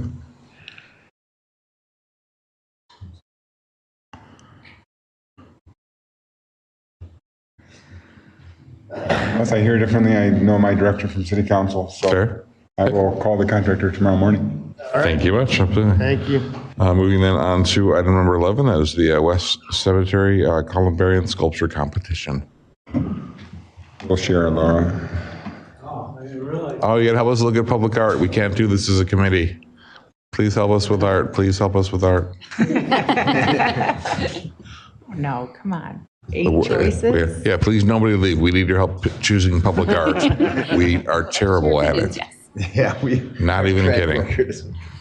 So I gave, prior to the start of the meeting, I gave each of the council members a pad or a sheet of paper. Alderman Iazzi online, if I could ask you to participate via email, just send me an email directly. What I'm going to do is I'm going to walk through these submissions to be as respectful as we can to the artists. I'll walk through each of them. And then while I'm talking about each of them, I would request that each of you write down just the numbers. So if you like number 1 and you like number 4 and you like number 7, write that down on your sheet of paper. I'm going to gather all your pieces of paper, and it may be that we end up with 8 out of the 9 that all have like the same number of votes, and we keep 8 out of the 9. There's no set number that we're trying to reduce to tonight, but we're going through these to eliminate any that we absolutely kind of uniformly object to. So if there's some that we just don't get any votes, then those will be eliminated and the remainders will remain. So first of all, I want to thank every single artist who submitted. Obviously, they all put time and energy into these submissions. The first step will be just an overview of all of them, and again, a quick glance if we want to eliminate any of them. The next step will be, as someone had mentioned prior to the meeting, we'll actually have to get the artist's name, the artist's resumes, examples of the artist's work, as well as the piece that they're proposing, basically the full package for every submission that is remaining, and get that out for the public to consider. And that way everybody has like a full picture of each submission for their consideration. And then we'll come back to City Council again in the future to hopefully narrow that field down even further. But tonight is an effort at a quick glance to look through them. And if none of them receive any votes, then we'll probably, I mean, it's up to you, but we'll probably eliminate those from further consideration. So if everyone follows that, what I will do is just start and go through all 9 of them. And again, Alderman Iazzi, if you could just put the numbers in your email and send it to me, And then later in the agenda, under the other, or while you guys are going through project status, I'll just tally the votes, and I can come back here at the end and report the results. So, what's that? Instant results. Hey, yes. And I apologize to, again, to the artists, because I think some of these words are literally Latin or Greek, and I may murder their pronunciation. So I do apologize, but I will start here at submission number 1, and it's entitled Pax Eterna. And I'm just going to walk through the information that is given to us. Proposed bronze sculpture, 75 inches tall by 33 by 21. And again, there's pictures here. This is actually, obviously a female figure. Oops, sorry. I'll use this button instead so I don't scream ahead. Maybe not. I can't use the down. How can I get down one? Nope. Yeah, I tried the arrow down. That's not working. So I just have to use the wheel on the mouse. I apologize. So I will go back through these if anyone would like me to. If you want to jot it down, hey, I want to go back and look at number 1 again, just tell me. Number 2 is benediction. And again, as I go through these, if you like one, please write down the number on your sheet.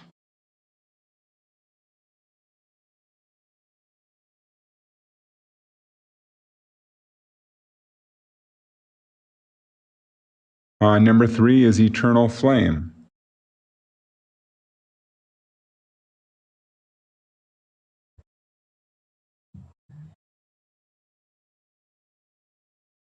Oops, sorry. Number 4 is untitled. And again, I'll apologize to the artist. I looked high and low through the materials and didn't notice a specific title. And if there is one there, that's my fault. But I did not notice in the submission a specific title. He does describe it, or she does describe it as, hang on, this is in my way, but cast bronze panels that form, is it an obelisk? Is that what this would be called? Structure will stand approximately 18 feet tall, 35 inches wide by 35 inches wide.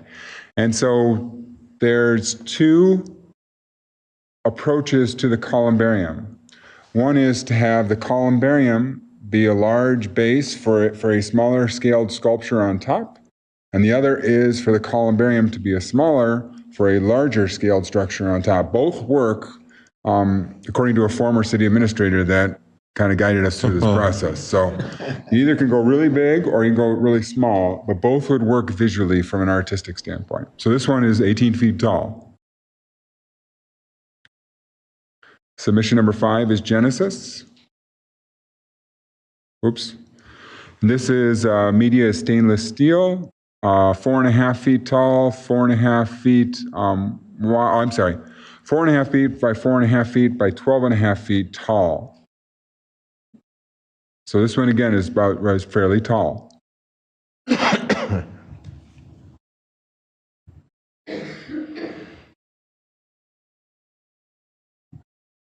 Again, this submission is untitled, number 6.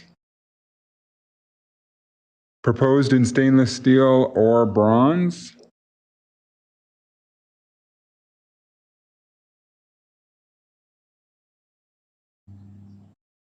Obviously, the photos are of a painted, but he was proposing, I don't remember if it was he or she, are proposing in stainless steel or bronze.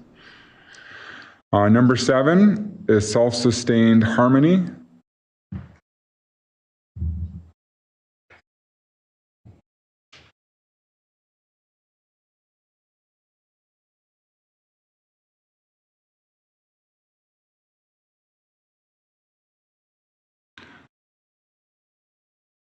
Number 8 is Sunriser. This one, you'll notice she is standing on kind of a round globe type base, and that round globe type base would then be placed upon this square pedestal. So it would be the pedestal, then the round globe base, and then the figure. And then finally, number 9 is the Soul.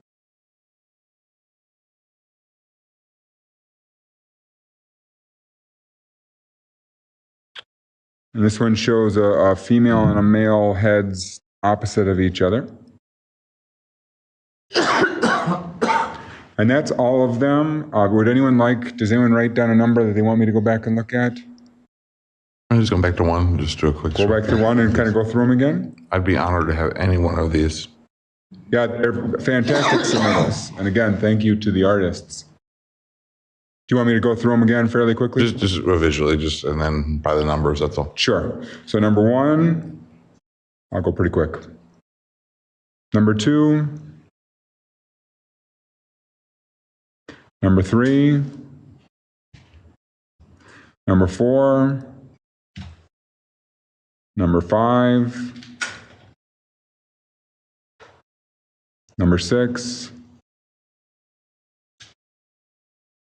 number 7, and number 8, and then number 9.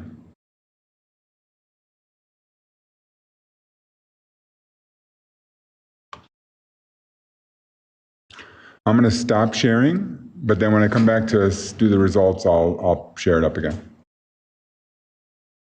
And I'll come collect everyone's pieces of paper.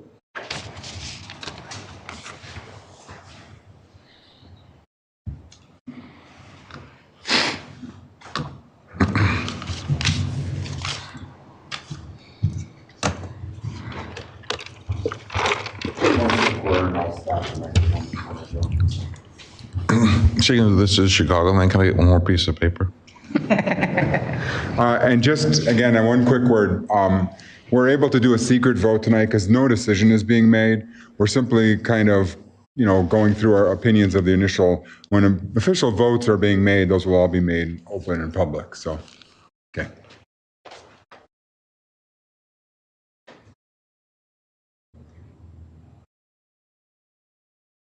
We're going to move on then to item number 12, which is a project status. Okay, just a few items to share with you. This will be our last hybrid meeting. The governor's emergency declaration is ending this week. So, but just for members of the public can still watch on BATV, either on their cable service or online at the YouTube channel is BATV 1017. The Imagine Theater has... Real quick on that. Sure. We had before COVID, especially for new council members, if you were on vacation, Yes. you could not call in, but if you had a work-related event and you were out of town, you could call in to the party line, and we had to vote. Yeah, we rarely actually took a vote to allow people to participate. I think we just ordinarily allowed people to participate. There are 3 exceptions to the you need to be present is if you're traveling for business, if you yourself are sick, or if you have a family emergency. Those are the 3 exceptions, and then you can participate remotely. So if anybody needs to participate for one of those reasons, we can get you set up on to Zoom in, and that's how we'll handle those cases going into the future. That's a great question. Thank you very much. Imagine Theater is planning their opening gala on May 31st. They've partnered with the Batavia United Way. You can buy tickets to the events by going to the Batavia United Way website and purchasing tickets there. The May 17th Plan Commission will have Greenology Brewery Distillery on Flynn Street's conditional use, as well as the second plat of the Winding Creek development on the agenda. The KBC Speculative Industrial Building that's being built at Kirk and Fabian, the grading permit is being issued this week. And Bell Tire is now open for business on Randall Road. That's the 3rd business adjacent to the, well, really 4th when you count from Raising Cane's and the Starbucks and Chipotle. And the next business is the Bell Tire. Public Works hosted their annual third grade tour. Students were able to see presentations from the water department, the streets department, and electric department. That's something that we are very glad to be able to resume post-COVID. And PPS staff received and packaged tree seedlings for over 200 students. And in addition to that, we collaborated with the library on the annual event Truck Tales for the preschool-age children. Actually, that's coming up. It's going to be on May 15th at 10:30 a.m. at the Batavia Library. And that's all I have, unless anybody has any questions for me. One just comment, I liked the news you should know added to your weekly update, so thank you. Yes. To Max. I will definitely pass that along. Thanks, Abby. And I would also like to comment that I appreciate that the city of Batavia put out something official on Facebook outlining the details that were behind the choosing of Groot and everything that went into it, because then I can just forward people onto that. Right. Yeah, Lori put that together. It's very informative and summarizes everything quite well. And I think that's helpful for people who might still be confused as to what the process was. Yeah. Anybody else going to the theater on the 31st? I got a hot date that night. I'm going to wear a black tie. I'm just inviting everyone to the third ward. I want to make sure everyone's there. Thank you.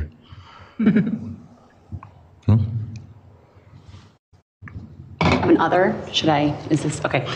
I emailed with a few of you.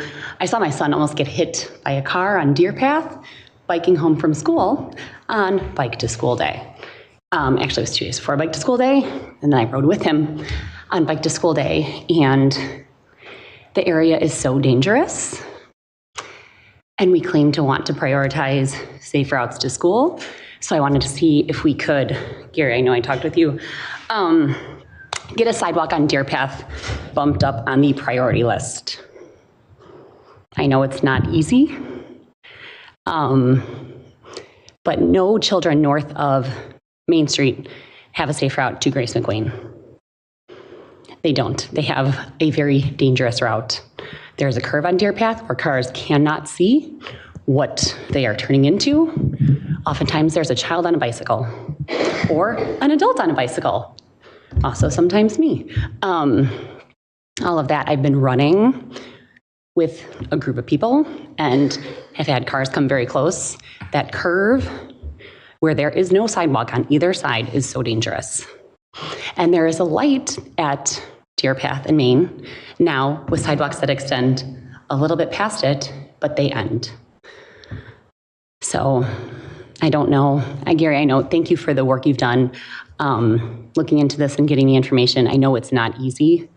I've got a little more information as well. And just I confirmed this afternoon, and I hadn't sent that in my email. Just so everyone's aware, this is in the new bike and pedestrian plan. So it is identified as a priority. Right now it's listed as year number 3, but as we've always said, that plan is meant to be fluid. Alderman Vogelsinger, I did tell you what the process was if we truly wanted to include it in the Safe Routes to School, but if the city wants to fund it, that process can go quicker.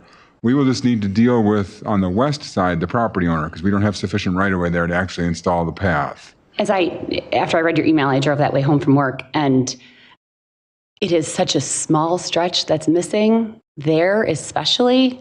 And there is a ditch. There's no safe way for someone on a bicycle to continue on. Like, it's not just a flat, grassy area. It is a ditch. It is full of rocks. It is very dangerous. So children aren't going to stay there. I'm not going to stay there. But it is a very small stretch that makes it incomplete. Agreed. And on the east side, that project is currently in the planning stages. So we would anticipate that project to be going forward, and that project will bring a sidewalk up all the way to the point where you could cross the street and hop onto the bike path. But I'm not by any means saying we don't want to pursue the bike path. That'd be up to council to say that we want to pursue it. We'll just need to work with the property owner, because we don't have right of way there to do it. We can't just go out there and install the path, because his property, the way the old right of way lines went, they came to a point, if you will, and then the road that has a nice smooth curve. So the road curves right around the point of his property. So the point of his property is like right off the edge of the road. Well, actually, in that case, they own to the center line of the roadway, so it's a little bit different than it would be. Fantastic. Yeah, right. So the west side is more complicated, but the east side we're hopefully going to get done as part of the development. Okay. Again, just council needs to tell us if we want to prioritize that, we certainly can. I had to say my piece because this is something that I hear from people in Ward 7 I mean, in the Grace McQueen area of Ward 7 all the time, is that there is no safe way to get to school if you are north of Main Street. The sidewalk on the east side will be a dramatic improvement because that will allow for that. How many years out do you think that is from existing? That's the medical. That project actually is in the zoning process. They've made an official submittal, so we don't have a hearing date yet, but certainly before the end of the year. Yeah. But again, that's only going to extend it up to where the Deer Path Estates subdivision is. Unfortunately, back in the day, when we had that subdivision, we didn't have the foresight to require sidewalks on both sides of every street, and that's why we have missing in different parts of that particular So we'll still subdivision. have people crossing. Right, people online can't see, but the bike path comes down and the new sidewalk's going to come up, so they'll be to this point where they'll be able to go across because they'll intersect on opposite sides of the street, if you will. And then you're not crossing around You're a across. curve. It's better than nothing. In my neighborhood, there are residents who will show up with pitchforks. They don't want sidewalks. We all have that as well too. And if we don't have right of way, we don't have right of way, which is an important thing I'm telegraphing because we have some right of way issues with a Crestview thing coming up here. So Between important. now and July, we need to make a decision whether we're going to include this on the official Safe Routes to School application or whether the city's going to handle it as a city-owned project. Safe Routes to School will be probably a 3-year timeline. Safe project could happen just as soon as we did the right-of-way issues. It's a shell game for the money. We pay for one, we get a grant for the other. Mm-hmm. So I would certainly support prioritizing it, especially if we have, yeah. With grade school and a new neighborhood going in, For that's sure. going to be full of families. It's a shell game. We'll get money from somewhere else if we have to, but we have to make that decision. So thanks for bringing it up. Thank you. What do we do in the meantime? Is there something we can do until then? And I don't mean install a sidewalk. Until but- the east side segment gets put in? Well, is there? I don't want to put an officer out there during to school and before and after school. But how do we deter people from flying around that corner during the times that kids are coming back and forth? We can park that sign. Is it a dangerous condition that, but people are following the laws? Or are we saying that they are in violation? They're moving violations. No, and that's why I don't know if it's speeding or if it's something that, how do we? You're looking for a How do we traffic just- calming thing. Yes. How do we, I just don't want, in the meantime, while we're moving through this process, some kid to get hit or some adult to get hit. We just had a DUI crash the other, day or so? If we have a spare sign that's not being used for traffic study, they deploy them sometimes at the department, where it just simply says this is how fast you're going. They're not making a judgment call, but sometimes that has worked in targeted enforcement without doing a full study. Do we have a sign out there that says something like there are like just says how children or fast you're going. something around the curve? So we have a traffic speedback sign that we can put out there that will give drivers their speeds. It'll also capture data so that we can get an idea of how fast vehicles are traveling on that roadway to see if there is a speeding issue or if it is just a matter of the road construction and the way that the roadway is. Speculation, I would imagine that there's likely more of a just sightline issue than there's an actual speeding issue, but certainly we can apply enforcement measures to anything that we deem to be, potential violations. Well, that's what I was saying. I really don't, like I said, I really don't think it's a speeding issue. I think it's a sight line, it's a construction issue. Is there a sign, may not work, but at the minimum, a sign that has slow children at play or slow, school crossing or something that we can put on either side of those curves. Can I have one for my neighborhood? I mean, Do you want one for your? I can put them anywhere. Because Careful. we just talked about River Street, like, Before and after school at Storm, we have a physical crosswalk, like person that walks with a stop sign or flag or some sort. Those are volunteers. You can get Volunteers to help. parent volunteers. We can do that. on there. I mean, if you get enough people that are concerned about it, just start setting up a schedule, recruit them. start to. The worst part about this is that 99% of the violators are the neighbors who live in there. So had you been hit, the likelihood it would have been one of your neighbors would be extremely high. Which is why we run our Slow the Fast Down campaign. Can we put that? If I put one of those signs there, would it be allowed to stay there? If it's your property. How many feet away from the right of way?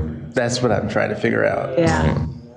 So do you have a neighborhood watch? Do you have an informal neighborhood watch? Do you have that'd be a very good place to start to bring awareness to the neighborhood. I had to knock on doors in my neighborhood on one case, about 15 homes, to talk about what was going on because the same people were doing the same thing. And it's kind of a thoroughfare street. It is. Where it is, because you have businesses here, it leads to Main Street. So I think it's unusual in that respect. And I do think the main issue is that some people speed for sure, but I don't think that's the main issue. I think it's that people have no idea there might be a kid on a bicycle trying to cross over to the other sidewalk out of the gravel driveway that's there. It's just, there's no shoulder. It's just the design that is really the problem. There's some school siting policies lacking in terms of how and where and what we do around them to make them safe. I have that complaint kind of across the board in Batavia. If you have time and you'd like to knock on doors, I'm happy to go knock on doors with you. Well, thank you. To remind people, slow down, and just in general, be paying attention. Thanks for bringing that up. Thank you. Anyone else under other? I can go back up for the columbarium. Instant results. That was quick. Not gonna lie, I'm pretty scared about this. I'm glad we do such a cool mix of different designs. Of course.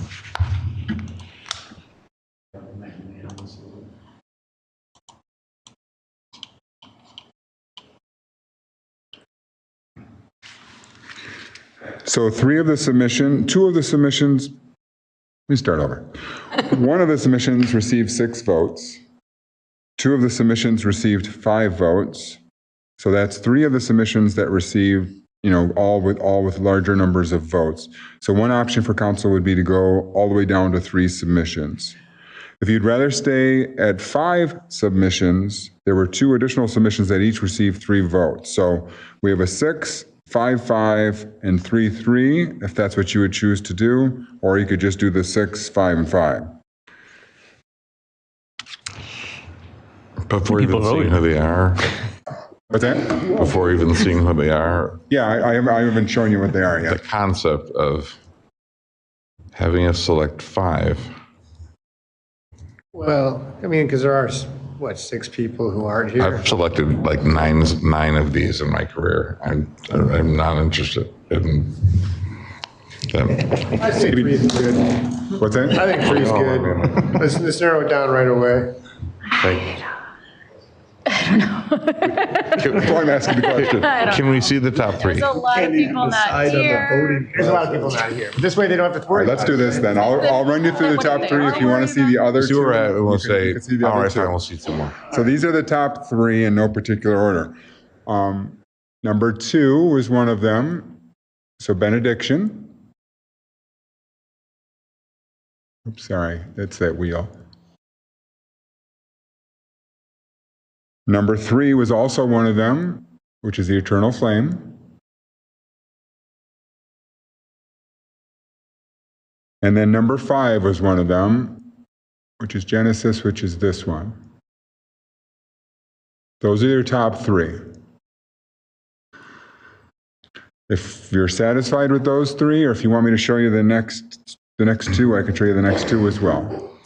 I would just note that they're very different designs from each other. Top gators. Those are all three pretty different. I mean, technically. Yeah. On the three, but I'm curious. Yeah, what are the next two? Well, You want to see the next two? Okay, the next two are there's the slope. It's right here. submissions number 7. Was that an original, was that? That was an original one. That was the original one. Before, okay. And number 8, sorry, I thought it was number 8 coming up. Number 8, 7 and 8. Again, just a reminder that round base would then go on top of the square base here, which is why you have a picture of just this.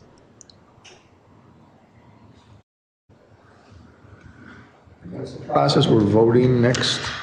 What we're going to do is take, if you guys decide 3 or 5, we'll then roll out the entire portfolio for those selections. So that way everybody knows the artist's names, has the artist's resumes, has the provided other works that the artists have provided.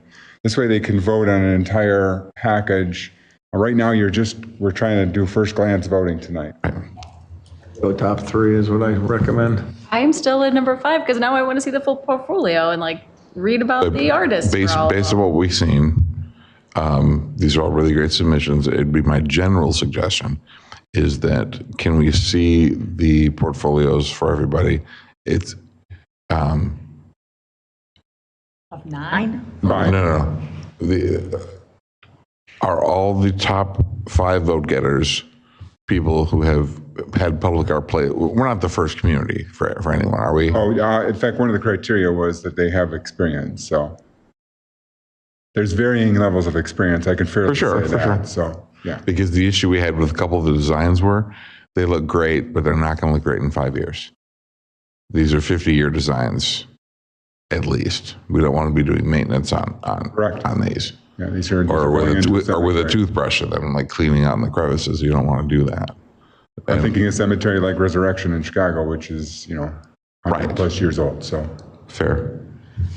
Up to the committee, but I just want to throw that out there that we don't want to maintain these, and we want to make sure we didn't get someone who's never done one of these before. 8,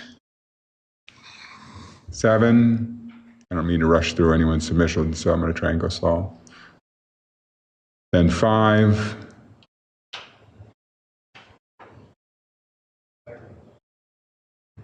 Then 3, then 2. What do you want us? 3.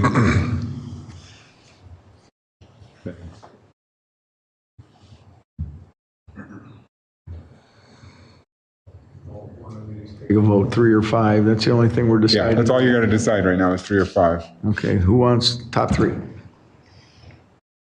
George wants 3. 3 it is. 3 it is. 3 it is? Okay. So we will roll out the entire portfolio for those 3.